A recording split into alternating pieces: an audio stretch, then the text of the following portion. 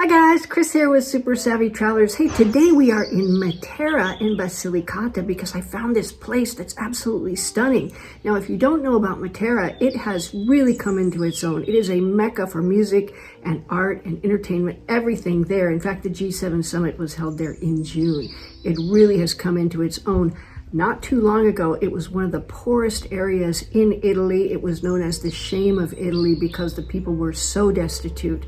If you really want to dig into the history of Matera and Aliano, read the book Christ Stopped at Eboli by Carlo Levi, and you can really get an idea of what things were like not so long ago, just around 1945.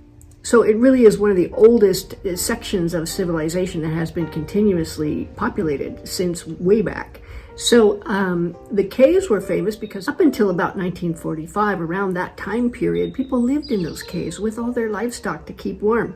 However, now the caves have been turned into B&Bs, into apartments, and they are stunning. Matera is really something special. So check out this property because you're gonna love it. See you guys.